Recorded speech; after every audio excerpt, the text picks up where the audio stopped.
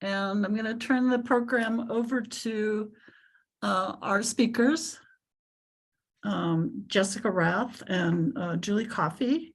And their presentation tonight is on a program they've been running called Block Stewards for Native Medians.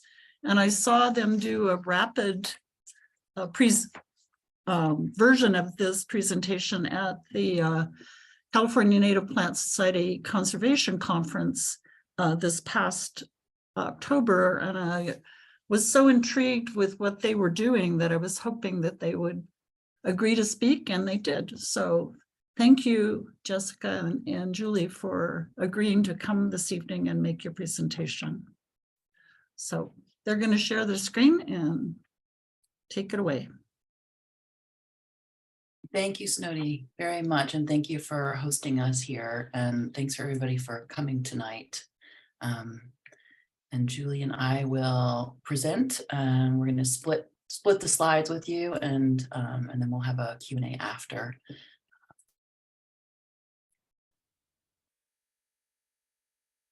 Let's see if we can make sure that everybody can see that well.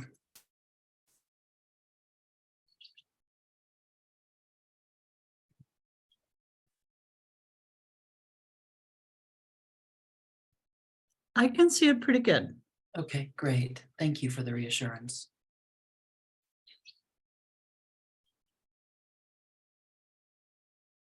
There we go. So I'll begin with a land acknowledgement.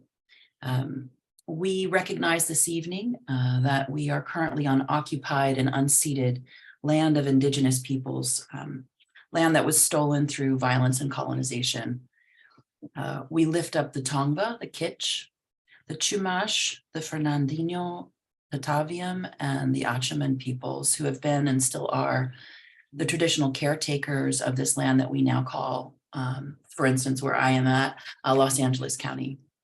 In order to cultivate intentional and respectful relationships that are grounded in reciprocity with Indigenous folks, I encourage you to learn about and support the Tongva Tarahat Pahavat Conservancy, a newly formed conservancy in LA County.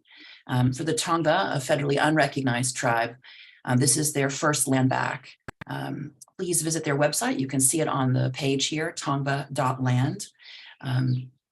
Excuse me. To learn more about them and to support their efforts to learn about Tongva history and these efforts to create community and housing for Native people.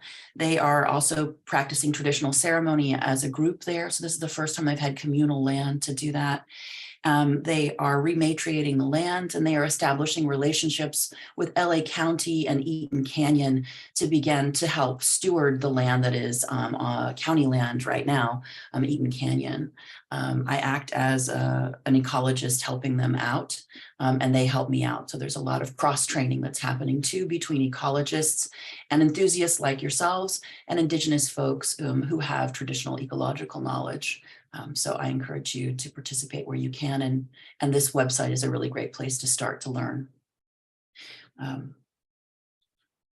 We also wanted to share our newly formed, as of today, Block Stewards Instagram account, just so you can follow our work. And also it's a great way to DM us, to direct message us if you need to contact us in the future or share some of our work with your friends. So we're here today to talk about, we're excited to talk about Block Stewards for Native Medians, and we'll go through some of the definitions too, so you really understand what we're working with here. These are medians in the LA, and we're working with native plants, with wildflowers specifically, and we're engaging with community. I'm going to introduce myself a little bit more, and then Julie can introduce herself as well. I'm a trained terrestrial ecologist and restoration ecologist. I'm recently trained. I was trained at UC Irvine in the Masters in Conservation and Restoration Science program, which is where Julie and I met. I now work for California State Parks in restoration planning for instance, for a big project for Crystal Cove Conservancy. My background is in fine arts. I've been a professional educator, and I've had my own environmental art practice for 25 years. So that's how I come to art and science, and then also how I come to native habitat. And I will let Julie take it from here for her introduction. Great, yeah, so as Jessica mentioned, we met because I currently work at UC Irvine doing a little bit of restoration and management.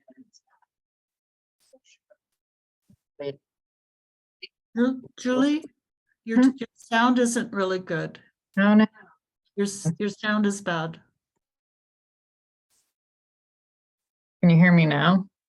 Better? Worse? Better. Much better. Yeah. Okay, let's try that again. Yeah, Maybe so I'll Stop keep your it. video. Stop. Well, maybe. Yeah, let's try that. I don't know. Is it just breaking in and out?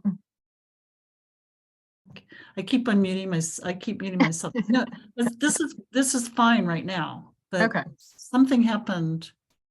Yeah, it could have been an internet Early. connection.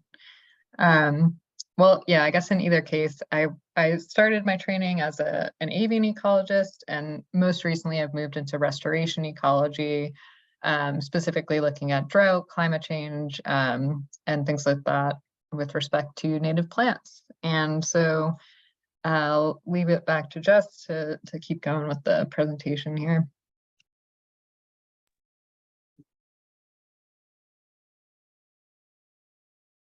So we approached this project in 2021. Julie had some initial questions, and I jumped on board. Our main question became, can we increase biodiversity and relationships with the land, as in human relationships with the land, through native forb seeding in urban medians? I think for most of you, you know what forbs are, but that's wildflowers. Because traditionally we see a lot of plantings of shrubs, right, and trees in public places, especially in parkways.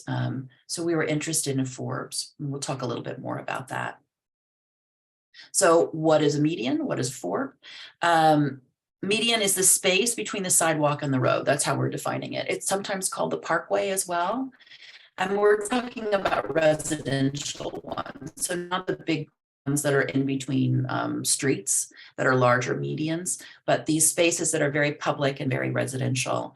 And for forbs, we're talking about herbaceous flowering plants, non-woody plants, and not grasses. Typically these are, these are about, these median areas are really about shrubs. So why did we choose the median? We were really interested in the potential for community building. So a lot of native habitat building has been in people's backyards and front yards, right? We all know that. And then sometimes there's some in the public area in this median, but more can be done there, we thought. And forbs are typically excluded. Wildflowers are typically excluded from this in terms of being the sort of main functional group or the main type of plant in the front. This is also an ignored landscaping area. And it's also overly trafficked, right, by humans. So it's a difficult area. So that's where the scientists come in. That's why we wanted to answer some questions and help people out, because I think that it can be very frustrating to plant in that area as well. And why forbs? We were really interested in pollinators. We also understand that there's a seasonal interest. I think most of you know that we talk about California landscape, and we know that especially for drought deciduous plants, that their winter is when they've stopped producing chlorophyll, or they're drought deciduous and they're losing their leaves. And that could be August, September, October, but we don't really talk about winter during that period. So our seasonality is kind of shifted. Well, it isn't really accurate oftentimes. It's about plants that are not native to here, and we still think of winter as midwinter, as December and January. So we're interested in the forbs because they actually show the seasonality of native plants very readily, very brightly, very beautifully. We're also interested in establishing by seed. So doing native habitat by seed that's very easy to access, doesn't take a lot of planting in that way. We also have resource efficiency. We also know that when we plant seeds, they will take over, if we plant a plant, there won't be, the survivability of the plant is really dependent partly on how it was transplanted. And also there was a seed mix. When we put down a seed mix, we will have certain seeds that will come up because the right environmental conditions are present for those seeds. So that match and that symbiosis is already there. And that when we try to establish a plant, we have a lot of die off. I'm sure you all have experienced that, and we kind of expect it. But with seeds, we don't have that same issue. We have other issues, but not that issue. Why medians? We also are thinking about equity. You shouldn't need to leave your block to experience the natural wonder. So a lot of people, for instance, have been telling me recently, I have to go here to this park, or I have to go there. I work 2 to 3 jobs. I'm a single mother with a kid. I don't necessarily have the time to go out to nature preserves. Also, that keeps me pretty distanced from these preserves. And that means that I get less interested in that conversation. So in putting these things in public areas, we begin a conversation that's very different and that's very immediate, and we can watch it every day. It isn't a special occurrence that we're visiting that's isolated, that needs special resources and time. So we also are interested in the fact that microbe areas can produce the same feeling of awe, especially in the wet year. We had that feeling of awe when we saw, people express that to us when they would see even these small native areas that we were working with. What is a block steward? So we decided to use this term because we wanted someone who would observe the experimental process, that would become a steward of that area. Maybe they're already tending land, like this family who planted non-native poppies, so they aren't necessarily native plant enthusiasts. But they were interested already in seeing what would grow in that area, right? Not just leaving it to be weeds or sort of ignoring it. Another one of our block stewards is a native plant enthusiast, Randy, who was inspired to build a nursery. He's also inspired to change the seed palette up and try the second level of our experiment with us. He's reporting to us in emails and really enthusiastic. He's sort of a hub for us now after having a 1.5-year relationship with him. We are also part of the block stewards. We don't think of this as a hierarchy. So we also like to, one of our main focuses is to build connections between people.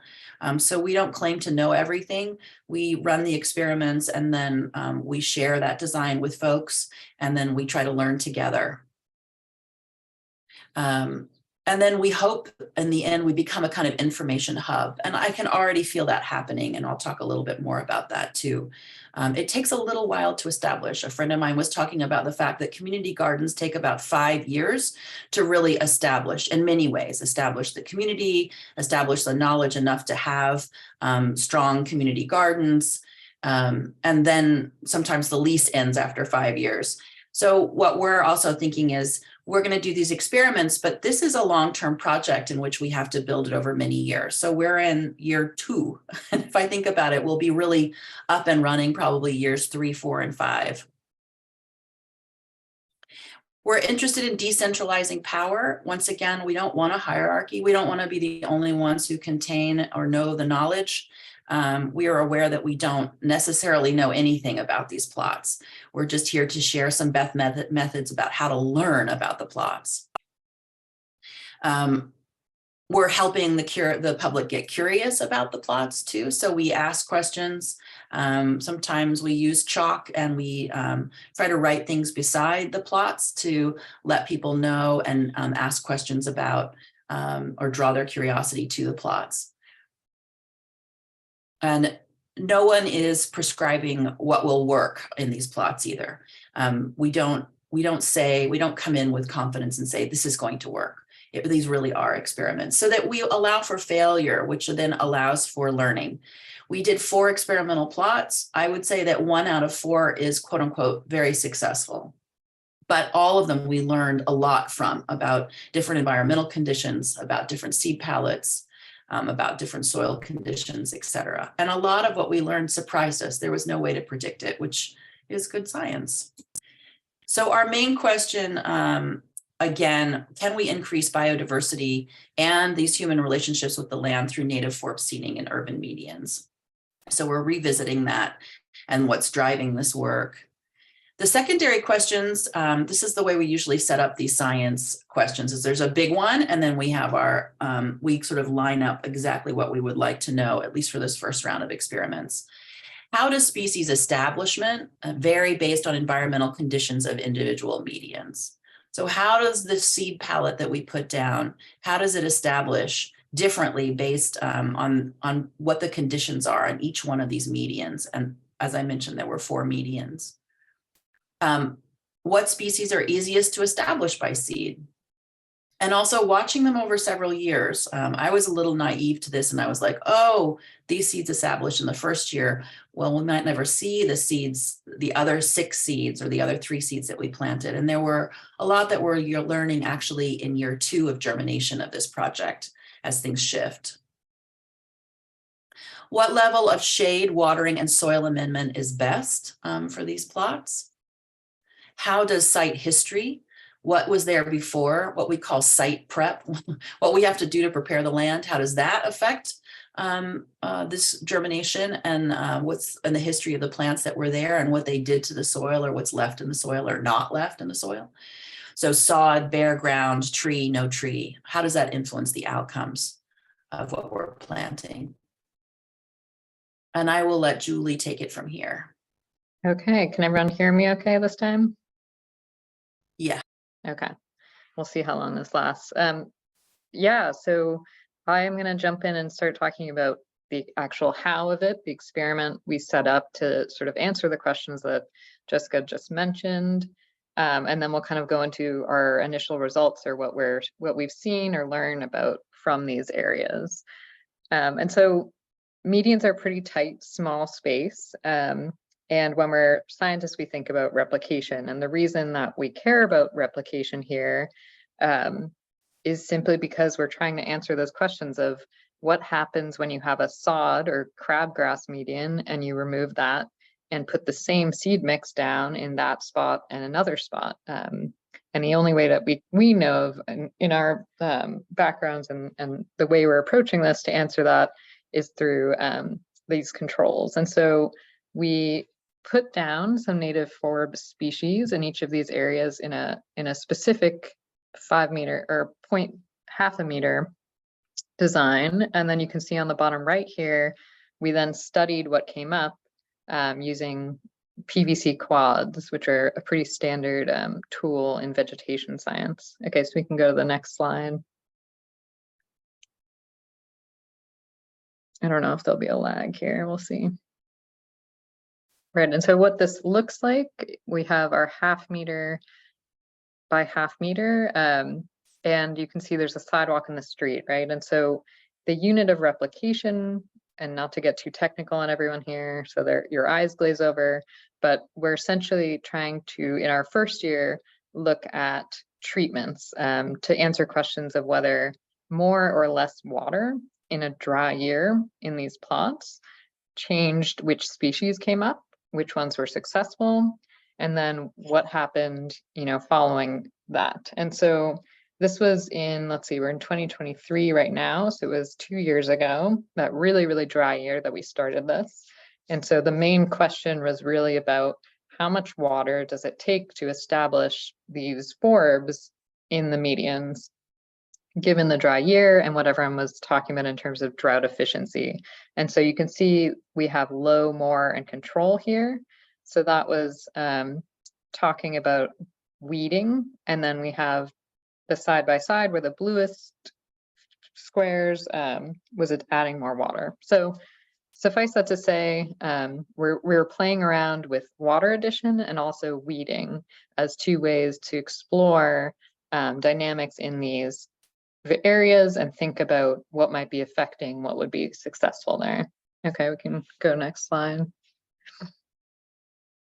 And so to zoom out for a second, we're orienting ourselves here in East LA, kind of near Sunset and Hollywood, if you know the area, where around Los Feliz. And why this neighborhood it actually happened that Jessica lives there and I used to live there. And so what better place to start than your own backyard, so to speak? So the 4 red circles here are locations where we found these medians and partnered with the folks living there. One of them is an apartment complex. One is fortunately Jessica's house in front of there. And then we actually met Randy. I was just running and bumped into someone who was tending their native plants. So in many ways, these folks are somewhat random, and the goal was just to find people. And we were kind of surprised by how readily people were interested in letting us play around in their medians, and not at all put off by the idea of kind of cutting and ripping up some of their sod. So that was, I think, surprise number 1 with this, was just how receptive folks were to playing around with this space. And we can do next slide. Okay, so that's the sort of aerial view. If we zoom into the street level to look at what these medians look like. So from the top left here, that's our apartment complex that we call fondly the sod treatment. So when we are saying sod here, we're thinking about sort of that thick crabgrass that you have to roll back, really, really dense, and it had been irrigated. And then moving to the top right, that one is a highly sloped environment where non-native poppies had been seeded. And then there were a lot of sort of mustardy non-native forbs, as we call them. And that's that family that we were seeing earlier. And then the bottom left, we have a non-irrigated, so sod that was just sort of left to die. And you're starting to see that they're all very distinct here, right? So lots of different factors to play with.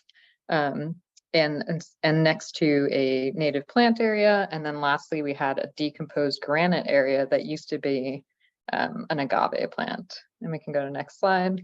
So the gist is these were all very different and unique areas. And I think we find that with medians more so than anything in a native environment, right? Is that these areas have very different site histories. They were developed at different times. They might have had different construction fill put in or different plants. And so we really just got curious about these existing conditions and what might grow there now. And so this is the plots in their sort of finalized condition. So again, from the left, we have when we removed all the sod, and I say we, but really it was Jessica with a pickaxe for quite a few hours, ripping that up. And that was what was left, kind of a nice soil. Then in the center left, we have our slopey plot that had the non-native forbs that you can see surrounding the 2 areas. Our decomposed granite is next. And then our last one, this was a very interesting one. It was the sod that was left to dry out. And what we found when we approached it and we tried to add water to it is the water beaded up and ran off the site. And that kind of scared us because we were like, this soil is hydrophobic. What do we do about it?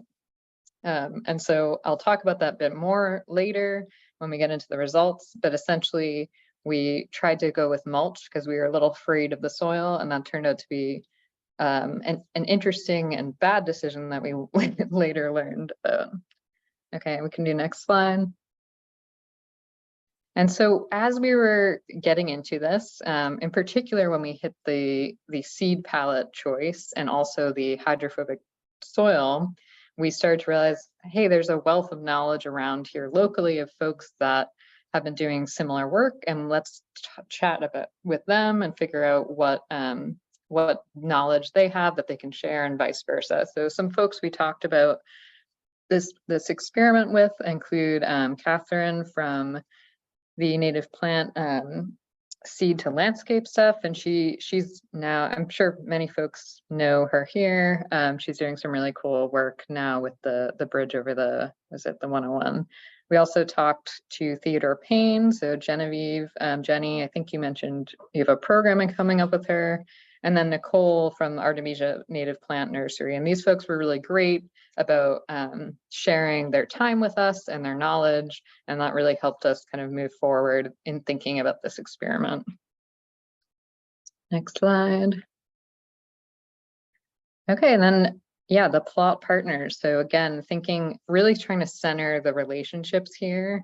So I think we've introed these people a little bit, but just to again mention, we have Randy, who was really a native plant enthusiast. He already had a really nice yard going. And so we didn't have to do much in the way of convincing or educating him around the importance of native plants, but there was a lot of interesting conversation about forbs and medians that came out of that relationship. There was, of course, the one scientist, Jessica, and her area, and then these other interesting relationships, in particular, the more complicated one being the apartment and tenants and gardener relationship. And I think that's one that we're really interested in exploring further, because as we expand this work in the city and start trying to take it to apartments that don't have their own yards, which is a lot of folks in the city, we're going to have to kind of play around with that relationship of who owns the apartment, who can caretake the median, and who is the gardener there. So that's our group of folks. Next slide. Okay, so the fun stuff now, getting into our species, our native plants. The first year, we established a list of 6 species we were going to try in the medians. Why these 6? So we were near Griffith Park, so we kind of thought of it as species that may have occurred naturally in the areas that we were at. The easiest way to think about that was to go to our largest native area and look at what was on that species list. The asterisks, of course, here. So we have miniature lupin, California bluebell, the Phacelia minor. Clarkia marina is not a native to this specific area, but it's a really nice one and was on sale at Theodore Payne. So I'll admit that I snuck that guy in. Then we have California goldfields, which is the lovely species on the left here, blue-eyed grass, and California poppy. And these were also selected with a mind to trying to keep things blooming in the medians as long as possible, because we wanted to pull that aesthetic piece. And so things like the California goldfields come up nice and early in the season, look really good, whereas farewell to spring and some of these other ones tend to bloom later in the season. And so we were really thinking that if we're trying to replace conventional landscaping with native landscaping, we want things to look nice for a little bit longer than you might have with just 1 or 2 of these species. Okay, next slide. Okay, and then this year, we took what we learned from last year in terms of which species worked or did not, and then we tried to kind of replace them. So, for example, we didn't really have too much Phacelia minor come up last year, and so we thought, let's try another Phacelia. We'll try distance, the common Phacelia, see if that works. We kept the ones that did really well. So the Clarkia came up really well. The goldfields came up really well on the poppy, so we left those. And then we tried the Nemophila, the baby blue eyes, instead of blue-eyed grass, because that did not come up well. And then lastly, we felt like lupin was maybe not a good choice in medians because it does have some toxicity. So we tried some Mentzelia instead. Next slide. Okay, so what did we learn after seeding these plots with these species, the fun stuff? Let's go ahead and jump in. Okay, next slide. So I think I've kind of alluded to this, but what we did is we put the same amount of seed in all of these locations the first year, all 6 species, and then we simply went back to those sites and counted who came up. And what we found after doing that was that there were 3 that were very clearly successful in a dry year in these plots, and that was the Clarkia, the Listenia, and the Escholzia, the poppy. This was somewhat surprising. The goldfields was pretty surprising to me because I did not expect to see that at all. And so if we look here, you can see a really nice side by side of the first year again being really dry. The Lestenia was one of the more common species to be successful. And then that's the same plot this year. So we really basically have a meadow going on here. And what we're seeing is the recruitment, right? So that first year, the Lestenia or the goldfields was allowed to go fully to seed and self-sow. And then it therefore expanded and kind of exploded in this current year, especially with the wet conditions. And so that's the other thing that's really appealing about the native annual wildflowers, right, is that once you establish them on site, they essentially take care of the rest, where they can sow their own seed and they will reproduce and ideally do what the goldfields are doing and expand out to fill that area. Next slide.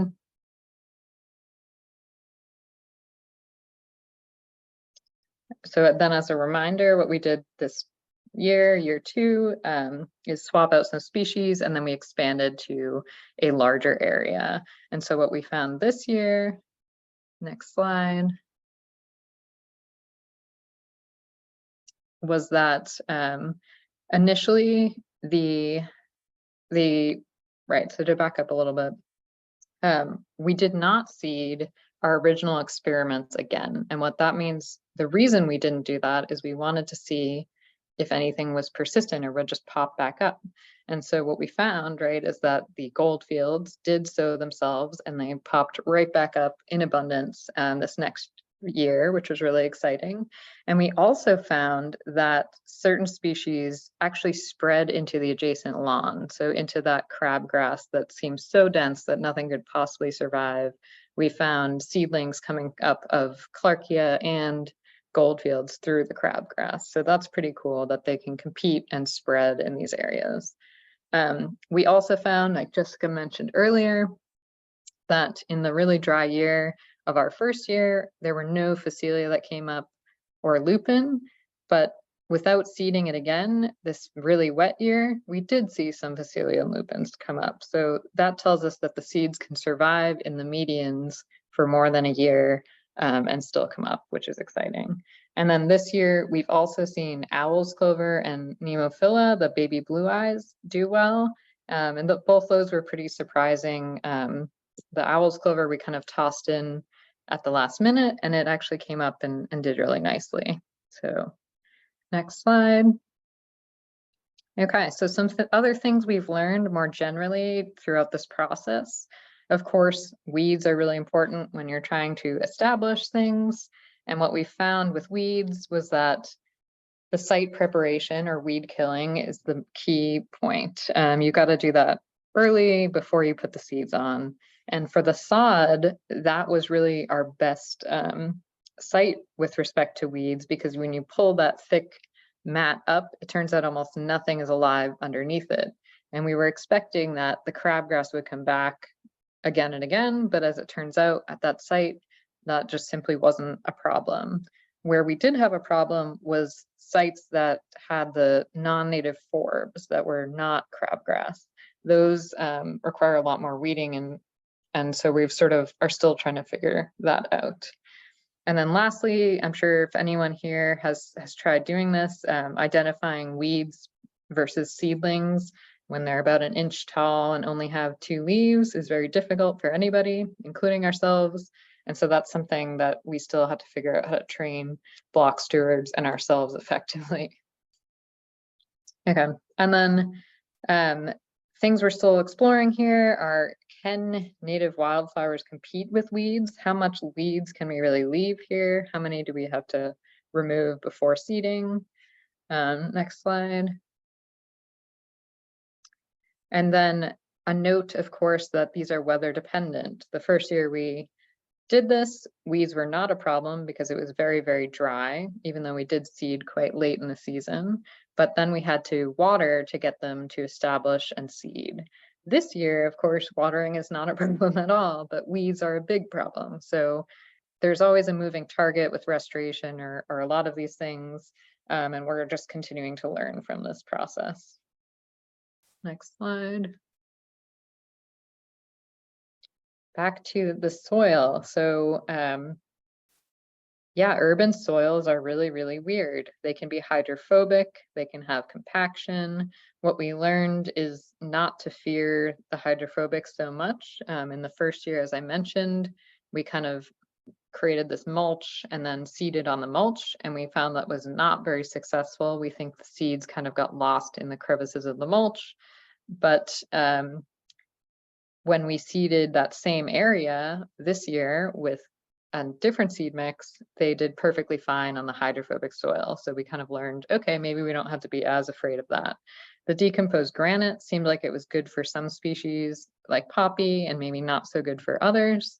And then we're still not sure what to do with these really dense, compacted urban soils. You can actually see this picture. You may not recognize it, but there's some teeny tiny gold fields in here. They're obviously not doing as well as the sod site. So that's kind of an area of future research for us. Next slide. So to wrap this up, because I know it's getting late here, we are using forbs and wildflowers because we feel they build relationships. They are a talking point. We found that just having these 1 meter areas changes a block in the sense of people stop and admire the flowers or ask about them or take pictures. It provides biodiversity benefit, like this nice little ladybug on the Clarkia. And then it can be self-sustaining if the seeds are allowed to set. And we saw that very clearly between our year 1 and year 2. And then there's that nice surprises for humans bit where we get, I think, sometimes so used to having a really well-maintained, the trimmed hedgerows, everything perfect.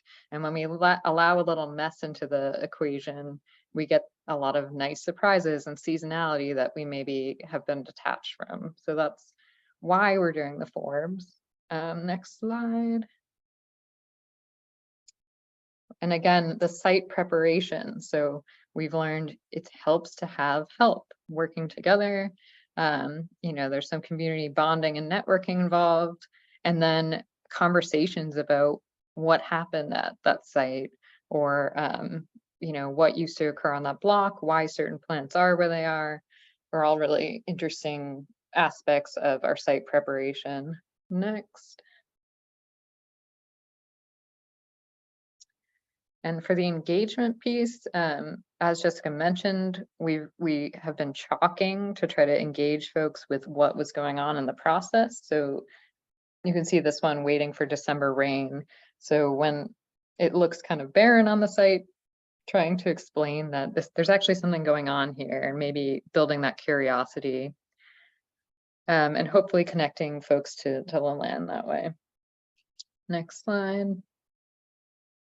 Continuing work. So what are we doing now? We are playing around. Jessica is mostly heading this up on site prep experiments. So how can we effectively kill what's there? And one approach is solarization. So taking plastic, just like you see here, clear plastic actually, it lets the sun in, heats the grass up, and hopefully it just kills it pretty efficiently. Also trying to explore soil testing.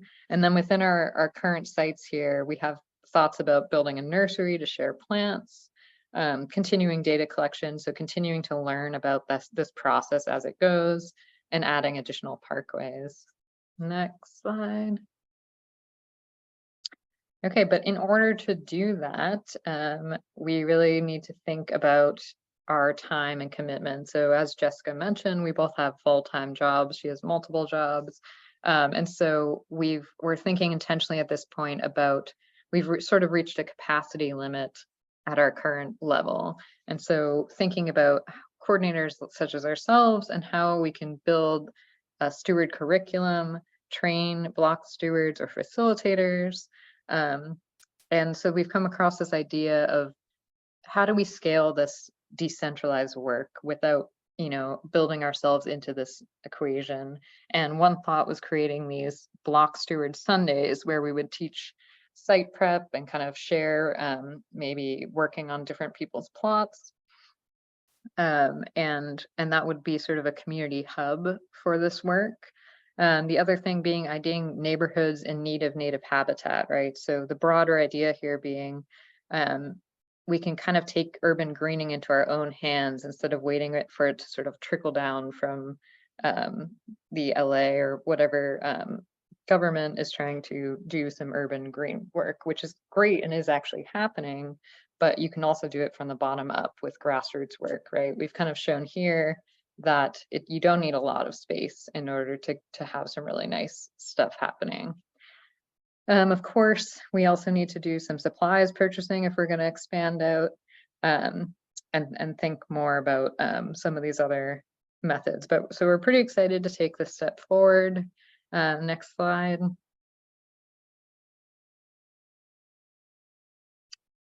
And this is, I think, some really good thoughts that Jessica had regarding who is a block steward. And I don't know if you want to jump in, Jess, here or. Yeah, I can do that. So I think that, you know, I came to native plants, in a myriad of ways, right? Friends of mine were planting native plants. I visited Theodore Payne Foundation. For me, the level of expertise was intimidating and I didn't really want to be there. So I didn't go to Theodore Payne for my plants. It was also expensive. It was out of my budget. So for me, thinking about grassroots is also thinking about like really locally, and then really about human relationships instead of expertise. So I'm going to start out with that idea, because in this room right now, we all have a certain level of expertise. So in a weird way, I'm not looking to this group for being block stewards. Maybe not. In activism, I'm a union organizer, and the way we describe it is there are activists, maybe like ourselves, and then there are leaders. And leaders or facilitators are sometimes people who are not on board in the beginning. They not necessarily like native plants to the extent that maybe the expert does or the activist does, but they know a lot of people in the neighborhood and they're very centered in the neighborhood and they can influence people. So just sort of like thinking about that. So instead of thinking about potential sites as well, we usually are like, well, that's that yard over there, that medium over there is what we really want. We can think about who on the block knows a lot of people, who cares about the parkway, who like tends a parkway, whether it's native plants or not, who is sort of out there thinking about their parkway, who likes talking and sharing with the public, who engages with different folks easily, across socioeconomic differences. A lot of people don't do that. They aren't what we call border or boundary crossers, but there are people who easily move around and with neighbors from different backgrounds. Who's very curious, who's driven to do this work, because you have to love it to be able to do it. Otherwise, it becomes too much of a chore. So we found in Randy that he's very curious. And so he'll email us with his questions. So he becomes a scientist almost automatically. Who likes to weed, who likes to do that kind of work and then share stories about it.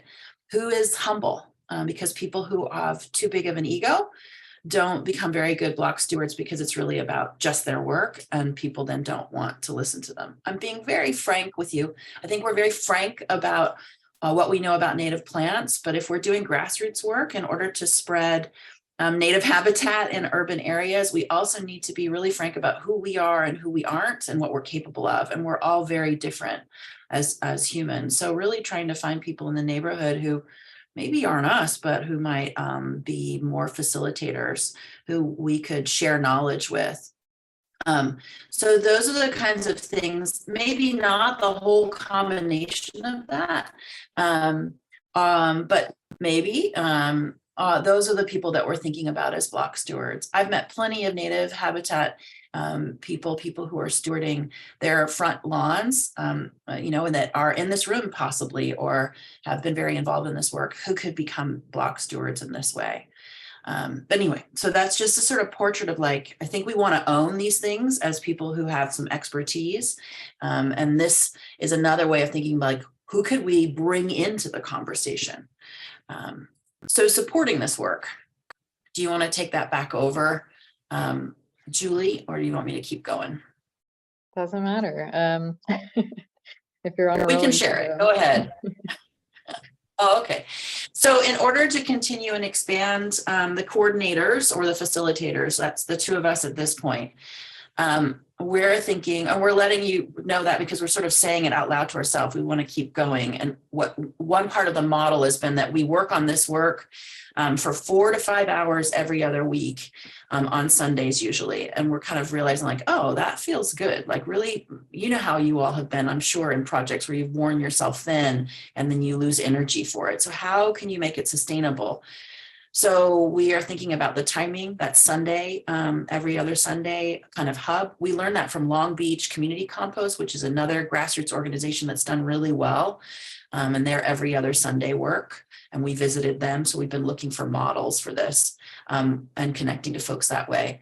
So we were looking for compensation for those 8 hours, pretty modest compensation. 20 hours a week, or $20 an hour, sorry, 8 hours a week. Funds for the supplies, tests, and tools. Some of the people that we've worked with, like if they don't have the money to buy the plastic for the solarization. They don't have the money to buy a thermometer to put in the ground. They don't have the resources to do that kind of stuff. So we also like to show up with some supplies for folks, and we contribute our labor, of course. How to build this network and what we need. We need to build potential neighborhood facilitators. We need to organize the Steward Sundays, and then we need to activate or engage other organizations. We recently talked to the Los Angeles, is it the Committee for Forestry? Is that what it's called, Julie? Is the community, it's like LA Community Forestry Advisory Committee. Yeah, there it is, which is appointed by the city council members. And so we spoke about this work with them, and also somebody from LA Conservation Corps was there. So thinking about how some existing organizations might work with us. And we also were open to talking to you all about that and hear your ideas. We know that many of you in the room are involved in other organizations, and we're looking forward to having the conversation with you as we close this to hear your thoughts and answer questions and see where there might be alignment with other organizations or with other sources to help us move this work forward. And in the end, we want these green ribbons, right, throughout the city. We know from not just experience, but from science that patch habitats of natives are exponential in what they provide in terms of biodiversity. It's not a one-to-one thing. So you can have these small patch habitats and they actually increase biodiversity at an exponential level. And I'd also jump in to say that I Yeah. think it also adds hope for humans. We're in a point where we hear about biodiversity crisis, we hear about climate crises, and it can be really intangible what we can actually do as individuals about that. And I think working on your block is very tangible. And it's something you can wrap your head around and see a difference in. And so my hope with this work is that it can empower people to see and create change in their communities when it feels overwhelming in a lot of other ways.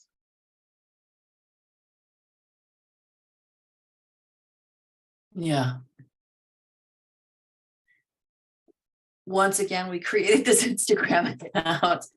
We realized that we wanted to be able to keep in communication and show you some images of what we're doing and for you to be able to share the work. We don't do much outward facing work. That is, we don't do presentations that much. We found that in those 4 hours that we have, we don't want to be building PowerPoints and presenting that often.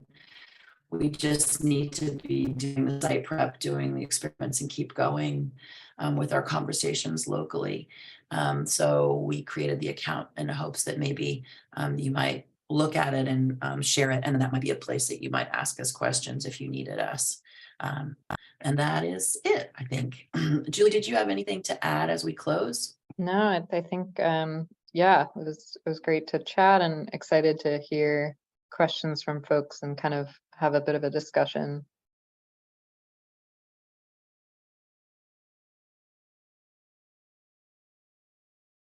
Wow, that is very interesting. Do you want to unshare and then we can open up to questions? I know I had at least one person, I think raised her hand during the presentation. I think it was it Mabel? Or was I? I did right at the end there. Oh, okay. But I'm sorry. It flashed up. it was sort of a raising my hand so that I do front yard native gardening. But I also had a question. I do software engineering, and I've been working on like a native plant locator app, kind of, just because I was sick of going to Cowscape and searching that way. Is there any way we can volunteer our services like outside of actual gardening? So like helping build a website that might be informational or anything like that.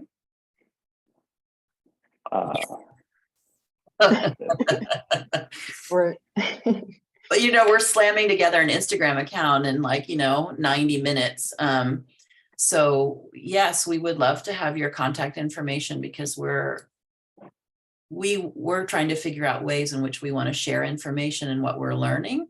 And then we kind of run out of steam when we have to put it outward facing, for instance. So we would love some help in that area.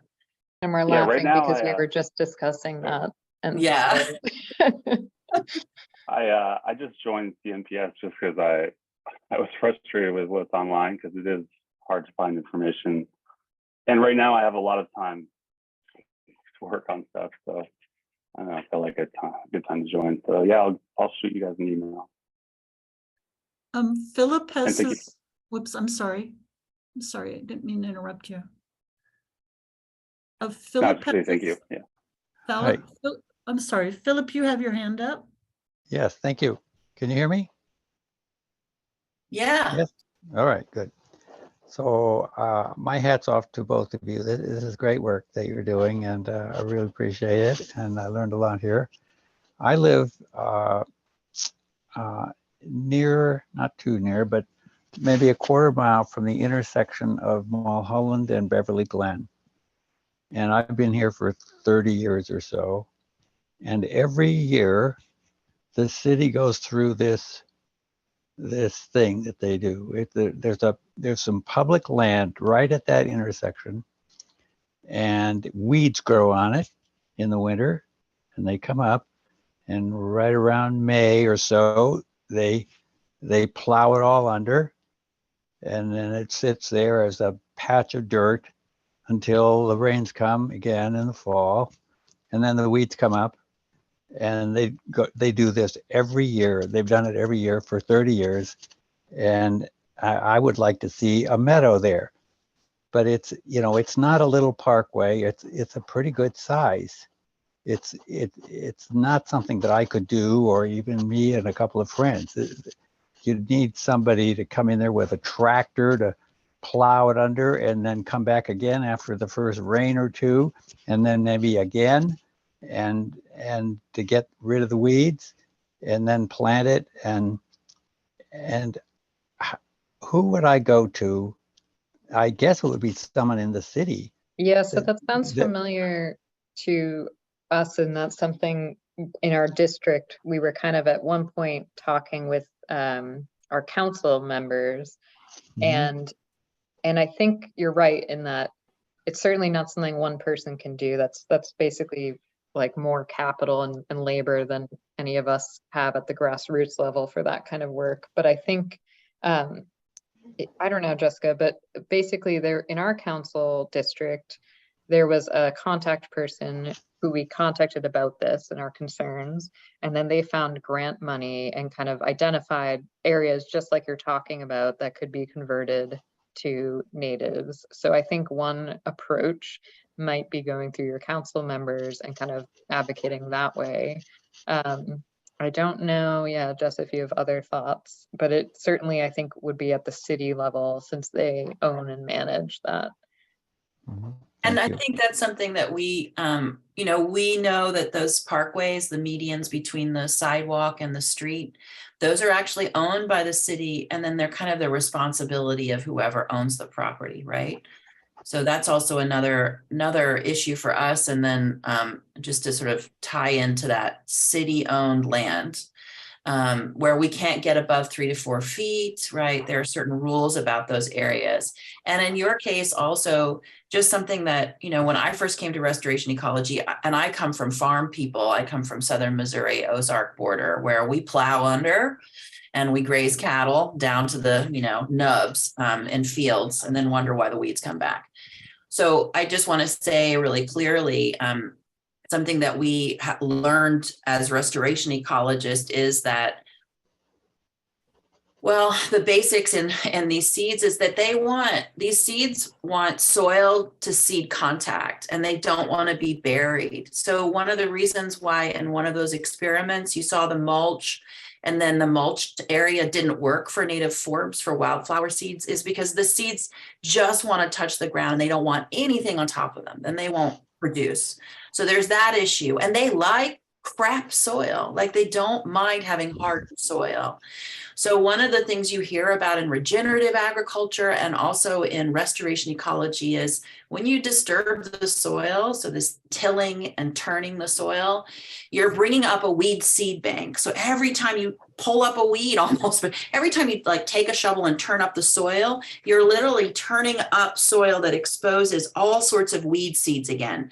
And that's what you've got. You don't have any native seeds in there that are in general in any of these urban areas. You've just got weed seeds. So what you want to do is let the weeds grow up, cut them down, let them grow up again, but you don't want to disturb the soil. You want to empty, what we call it is emptying out the weed seed bank.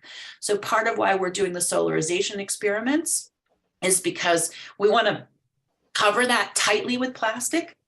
It's sealed and there's some water underneath it. It gets hot because it's sealed plastic. It forces the seeds to germinate and then it burns them off. And then it keeps on doing it over and over and over again until you start emptying out that weed seed bank. To have successful native restoration, you need to have the weed seed bank be down to, like, the weed cover to be down to 20% or 10%. So if you're looking at an area and you know that when the rains come, it's going to be 100% weeds, you can't plant natives there. It just won't work. You've got to empty out that weed seed bank. So you go to your council member and then you tell them, like, they need to work with native seed people. They need to work with Theodore Payne, or they need to work with Artemisia Nursery. They need to work with the people that understand the way that natives work. Those weeds, they germinate faster than earlier in the season, especially invasives, than the native seed. So they're going to outcompete them in terms of their timing as well. So there's a site prep that has to happen where you really, that's something that we're really invested in for the next couple of years, is like, how many years of site prep? For instance, in my job with Cal Parks, I have to do 3 years of site prep to get rid of the seed bank that's weedy. So there's a lot of prep. Even for a plot like that, Philip, I would say, like, there's a plan. There's like a 5-year plan. It's not like a 1-year thing. Okay, that was my very long story about weed seed banks. Thank you both. That was great. Yeah, sure. Sounds intimidating. We have another question from Portia. Well, I was just going to reply. Roger Clem, who's in the CNPS San Gabriel Mountains chapter, adopted a median in Sunland. And there is an adopt a median program in LA County. But I do think she was right in that you have to go through your council member, but there is a way to adopt a median, and Roger Clem is a great resource. He did the one in Sunland. Thank you, Portia. Yeah, we're all learning here. We had a few questions in the chat too, so shall I go through those that I kept track of? Sure. Bill Niels suggested that, or asked, are you going to write this up? This, you know, you're doing an experiment here. It sounds very kind of scientific. Are you going to actually do a scientific kind of article, or would you want an article in our newsletter that, you know, comes out every other month? I think, yeah, we'd have to chat about that, because as Jessica mentioned, a lot of our focus right now is on implementation. So we try to limit our time because you could obviously spend hours and hours communicating this stuff, and we love to do it. But we do have to be cognizant of our time. So we can definitely get back about the article. I think from my personal standpoint, being in science, that producing peer-reviewed articles is nice, but not what I would consider to be central to this work, because I find that for a lot of problems, it's not so much about communicating it in a peer-reviewed journal as it is about getting on the streets and making the relationships and actually going out there and doing it. And so that's what really excites me about this project, because I think with things like climate change and biodiversity loss, there's plenty of papers out there. But yeah, great question, and we can get back to you about that contribution. Well, it could be too, something as simple as a paragraph soliciting block stewards. I mean, when you get to that point, that getting the word out about your Instagram. Yeah, that would be great. That kind of thing. Just sometimes in a newsletter, it's a paragraph, Yeah. So I think we have to have some discussions basically about capacity, and we really are trying to build relationships to seek funding next, because that I think will then, like, basically we can't open up to new block stewards or plots until we've secured some funding to really make sure we can keep this going, because what we don't want to do is burn out, overexpand, burn out, and then kind of have the project peter out. Someone else asked, how did you account for the fact that on those medians, passengers getting out of cars or whatever can stomp all over your experiment? Did you find that was a problem? We had different, for instance, with Randy. Randy was very concerned because he doesn't want to bother his neighbors getting out of the car. Like he really wanted to be careful about that. So we have it on both sides, like the people who own the property maybe even worrying about it or not concerned at all about it. And then we make mistakes. What we have found is that, for instance, with the solarization experiment, we decided, like, where is the walkway going to be so that people aren't walking on plastic, which of course would be safe. So humans are very good about, like, if you provide them with a path, they'll take it. You kind of have to think about them in that way, like, okay, we need to provide them options. So that's something that, when you look at, like, cities that give you suggestions for plantings in those parkways, they usually provide you with a blueprint that shows stepping stones, for instance, flag stones, or even broken concrete that get, the flat side gets put down, and you just make a path of DG. And then the little white flags were amazing. People get curious about them, like, what is this? And then they would see the white flags throughout the neighborhood in different plots. So then they actually became something that protected the area and then also made people curious. But I'm sure that we did have some areas that got stomped on a bit, but we didn't notice that actually. We were also I think we were surprised, because when you think about seeding in these areas, people generally told us, like, it's not going to work. There's dog pee, there's trampling. You can't seed in these areas. So I think we were surprised by what did come up. And I also think once you have flowers, people generally aren't going to tromp through flowers, like, intentionally. But it's more in the vegetative stage before that where you have to be careful when they're first coming up and they're little seedlings. But that being said, I would say we haven't really ventured into the parts of the city that are, like, really heavily trafficked. And it tends to be that those areas also have the really gnarly soil that's pretty compacted and other challenges. So I think that'll be sort of a future thing we may have to address in different parts of the city. Okay, another question that came up. Have you involved the LA Master Gardeners program? No, we haven't really talked with those folks. I think, Yeah, again, I guess I'm curious what this person who asked that was thinking in terms of where they would be most useful. Like certainly I'm sure some of the folks in that program could be block stewards. And in fact, Erne, who's in Long Beach, and we started doing solarization with, I think she went through that program and found plants that way. Yeah. We also have been thinking about the fact that people who might really understand soil, for instance, or certain environmental conditions and be more, some of this knowledge transfer might be easier for them, would be gardeners, and they might not be interested in native habitat at the level that we are. So what's a model for mixing those medians with some native forbs, for instance, combined with raised beds that someone would want, because we don't want to lose the gardeners just because they're interested in food sovereignty, for instance, or just food in general. So we're also rethinking like, okay, so how do we combine and make sure that this program can work for different people? Susan has a question. I was going to say I'm the person who asked that because I am a master gardener.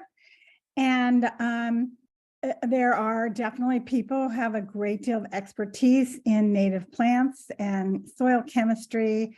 And there is a process for requesting volunteers, so to speak, to come and work with a project. And I was just thinking, this sounds like something that might really be appealing to them, because it's appealing to me. That's great to know. Thanks. Yeah. Yeah, we'd love it if you contacted us and I could chat with somebody about where alignment can be. That would be great. Thank you, Susan. Yeah, I will follow up with you. Thank you, Susan.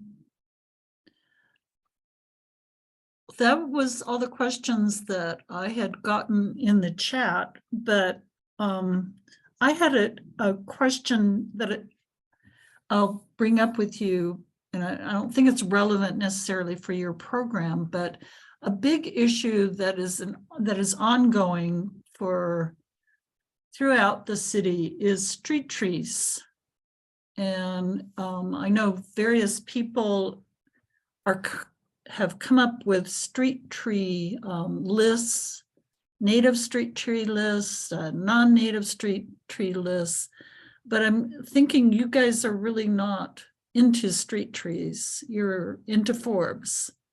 But do you have a position, or have you thought about expanding into that area?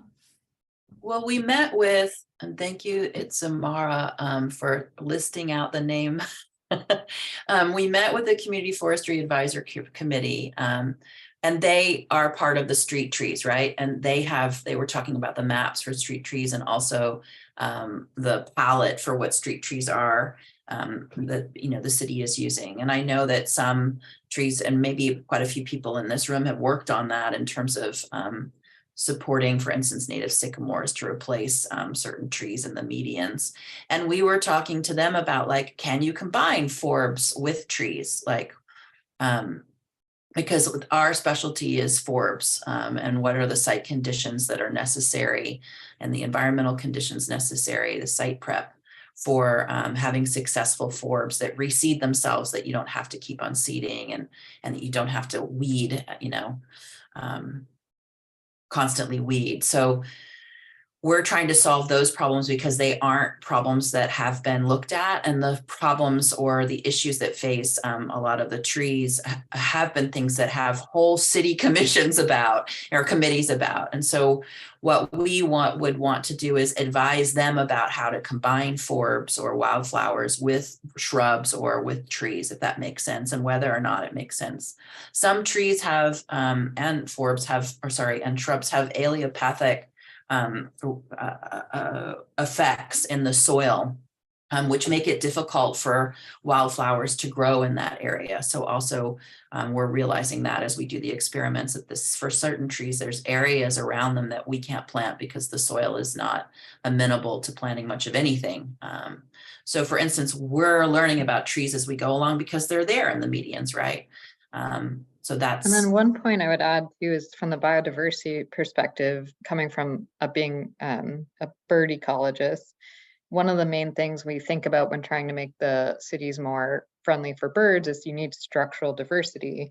So birds nest in trees, but then they need insects, which are supported by shrubs or by forbs. And so if they have the nesting structure, but they only have crabgrass, and so they don't have food to feed their young, then that's not really working as a habitat for them. And so thinking about how can we have that structural functional diversity in our cities, instead of just having these pogo stick trees with crabgrass underneath, can we have a little bit of both, like Jessica was saying?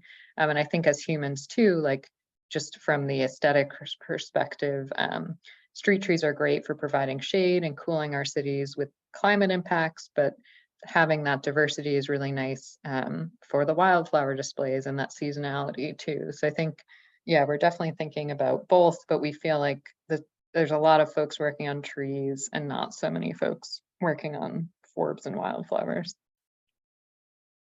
Got it. Susan, did you have a further question, or is your hand still up?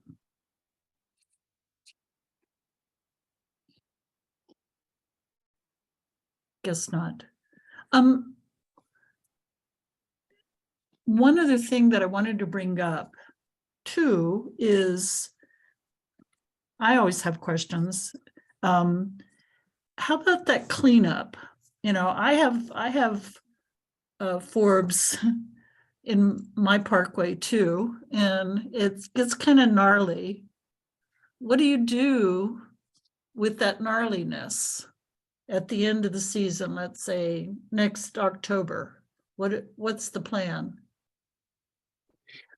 I mean, Julie and I talk about this a lot. It's aesthetics, right? So you're in this, you know, when you've got shrubs, it's even when they die back, you might cut them back. For instance, since my encelias are, you know, my California sunflower bushes, they're huge. And then like October, I cut them back right to the stalks, and they grow twice as big the next year. And you kind of have a routine with them. I look at the stalks of dead forbs and I want to cut them back. That's my natural inclination. And so I thought that the people that I was working with in the neighborhood that were becoming stewards as well, that they would have an issue, like they'd want to cut them back. They want, you know, but I was surprised. Nobody's really concerned. I think that, you know, I come from a professional art background. I teach illustrators and designers. I'm used to aesthetics a lot. And I think that sometimes we push our own aesthetics on other people, and other people can let things go. And we have to let them go because we need for these plants to senesce. We need for them to die and for their seeds to completely mature and then completely disperse. And then also what's left becomes a light layer of a kind of a mulch that doesn't bury the seed, but provides organic material that then holds water, replenishes the soil, makes that hydrophobic soil. Possibly next year, Randy's hydrophobic soil won't be hydrophobic anymore because it has that light layer or heavy layer of dead gold fields. But we're looking at dead gold fields right now, and then poppies and clarkia bursting up in them. And we're thinking, well, maybe we might plant these a bit differently. We wouldn't mix all of the seeds completely like that. But for instance, we're thinking now about how would we organize these seeds so that the gold fields or the baby blue eyes might be isolated in a group and then die off, but not die off intermixed with all of the other forbs. So those are, I mean, that's the sort of aesthetic minutia, but we are hoping to just leave them there. But Julie, I would love to hear your thoughts, because I have the same want, Snowdy, to just like go out there and clean it And I up. also think we're not targeting the people who like things exactly like perfect, right? I think there are people who want to mow their parkways to like a very specific level, and we're just, those people we're probably not going to reach ever. But what we can do is meet people who are ready for that on their block, and then maybe that sentiment changes over time, right? I think one of the beauties of this design is that when one person on your block changes something in the public median, it catches other people's eye, and you can kind of see like, oh, that's not so scary. That actually looks okay to have it senesce and things like that. But Yeah, I think the other thing is if people did want to mow at the end of the season, I think it would just be a conversation about like, okay, let's observe and see, have the seeds dropped? Are we ready to then mow it down to a level? But yeah, so far it hasn't been an issue, which again has been surprising. And I think is also a testament to just educating about the seasonality. And that's another thing we're trying to do is just wrap people back up in, as Catherine said, breaking the codependent relationship with their landscaping and kind of saying, okay, I'm just going to let the things do what they naturally would. I would add to that that blowers in this case are a real detriment, right? If we don't educate the gardeners, it isn't just educate, we need to collaborate with the gardeners. That was a really important collaboration that I had with Dionydes, who was the gardener for the tenant building. The relationship with the owner was null. Like I just asked for permission. She said yes, and that was it. And then I talked to the tenant that I knew there, and that's an ongoing relationship, but he didn't help or do any site prep. It was Dionydes, the gardener, who I needed to talk to about shutting off the sprinklers in that area. I needed to talk to about not using a blower in that area so we didn't blow away all the seed that was laying down from the first year, and then helping him understand and be interested in that area. And then also talk to him very realistically about like, how do you care for something that doesn't need to be cleaned up?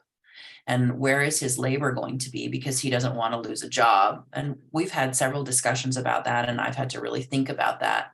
And I can ask him to go to Theodore Payne and get trained in native plants and et cetera, but he's not interested in that, and he doesn't have the time for that.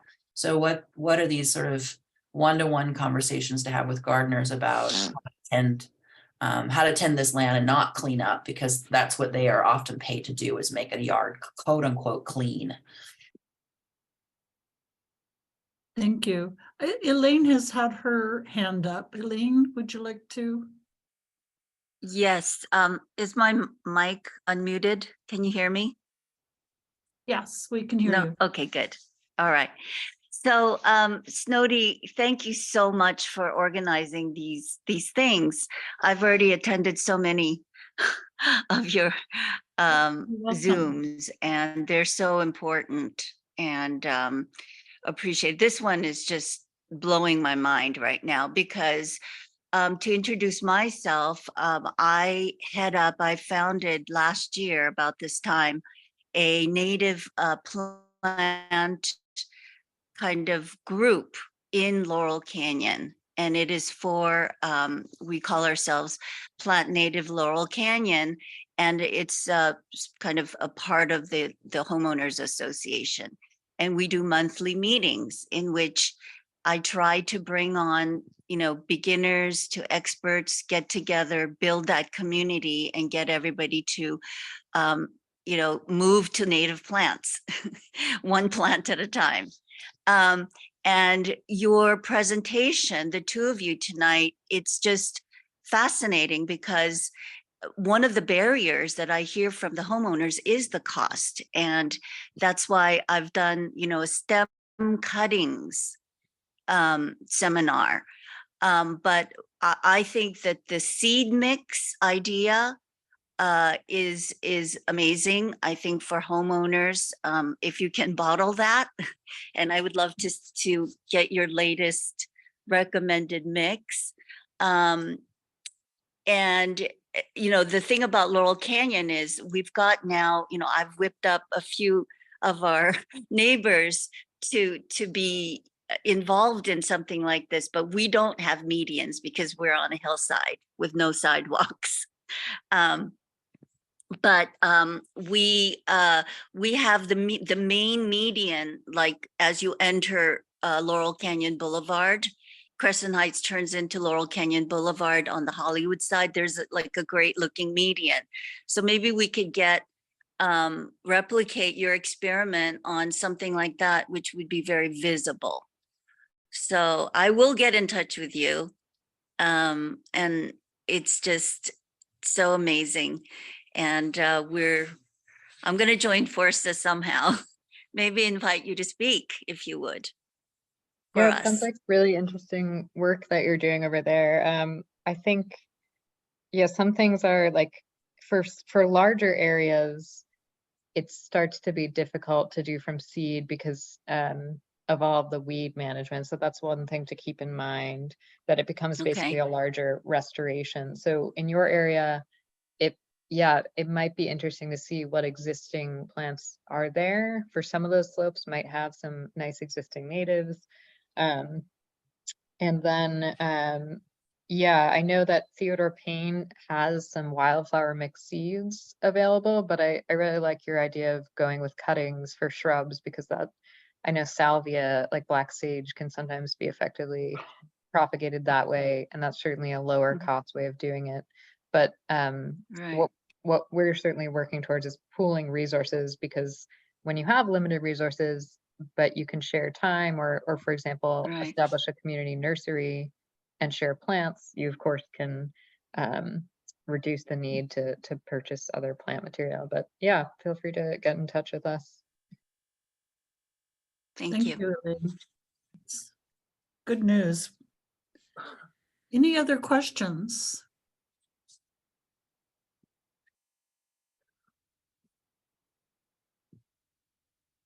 Okay. I would add, just Oh, for Elaine, that when you have those larger areas, that's the difference between the forbs and the shrubs.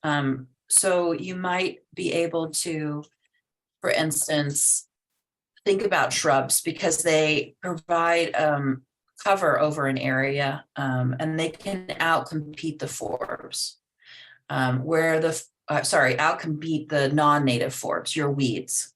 So that's why a lot of restorations are really built on shrubs, on coastal sage scrub species like the salvias and the encelia and artemisia, because once they get a little bit of a canopy, even at that low structural level, then you've seen encelia grow in an area, and just there be no weeds because there's no ground open, right? So in those kind of areas, just thinking like forbs, as Julie was saying, where you can really control the weeds and set them back, and you can start to work with the wildflowers. But where you can't do that, the shrubs are sort of your fallback, or a more easy to plan in terms of restoration of larger areas. That doesn't mean that forbs couldn't be included, but it is harder to do. That makes sense. Okay. The Yeah. median is not that large. The Okay. median is actually just kind of a wide median that's in between two lanes of traffic, opposing lanes of traffic. So that's the thing that I'm thinking of. I would just say in general for these, site prep is everything. So learning emptying out that weed seed bank in some way and really having good discussions about that as you start planning. So it isn't just about the seed, it's really about that site prep. And, you know, somebody had already brought up the Adopt a Median program, which, you know, go to your council district and find out about adopting that if you haven't already, and get the ball rolling that way. Any other questions or comments? Well, that said, I would really like to thank Jessica and Julie, because this has been, as we said, kind of mind-blowing, and there's so much to think about, and there's so much to do. But it looks to me like if you have a median in front of your house, it would be something doable.